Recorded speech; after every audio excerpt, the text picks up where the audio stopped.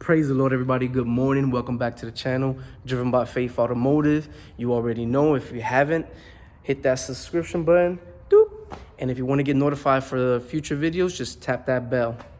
All right. So today we're going to be comparing the Snap-on Triton D10 scanner versus the Autel Maxysis E-Lite, which is the 2021 version. It's going to be an awesome comparison. All right. Here you have it. You got the Snap-on Triton D10, and then you have the Maxysis E-Lite by Autel.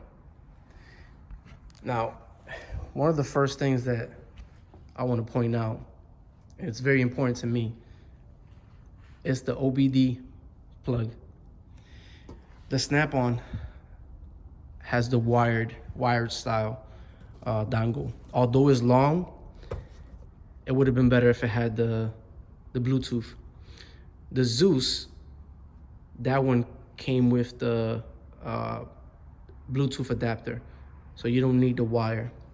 But, you know, I mean, unfortunately, Triton, I asked the Snap-on rep to see if they're gonna have anything updated in the future. He said as of right now, no. That's one of the difference that I want to point out right away. Versus the Autel, has Bluetooth enabled dongle.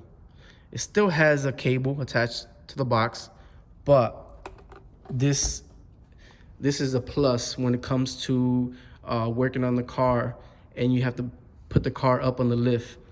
You want to hook up the dongle and control the scanner. That works perfectly when you have the car up in the lift, the car is running or whatever you're doing, and you can control. You don't need the dongle attached to it. That's a big plus.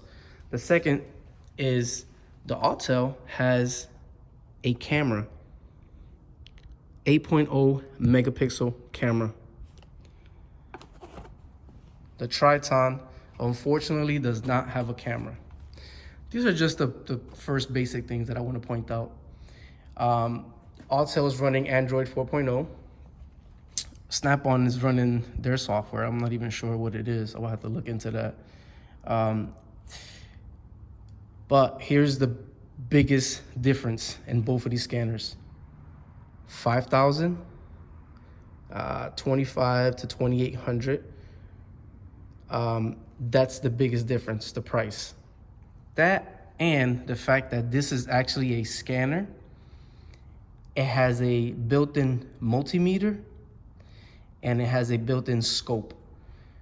And it also has what's called guided component tests, which basically is a database that tells you exactly how to test out each sensor, what wire to look for. So it's basically like having wire diagrams built into it. That's one of the biggest pluses from this scanner. That's the reason why it costs the money it costs, and because of that name right there. But I'm not discouraging anybody to buying this one as well. You know why? What I found out was that this scanner can actually do resets and relearns that this guy can't do. So fortunately, we have both of these here at the shop. This is my personal one. This is the shop's. So from time to time, I will pick this one up and use this one, especially when we install a new transmission. We have to clear up the adapts and relearns and stuff like that. This one is actually pretty good on that. Yeah, this has a lot more functions because it's basically running off of Android, so it has different apps. We don't use it for that purposes. We just use it for the purpose of scanning, relearns, and stuff like that. I will post more information on exactly what both of them do, but that's just the biggest difference that both of these do. And I wanted to point that out because I have them. And if you are looking into buying one, if you work on cars on a daily basis, either or is good for you.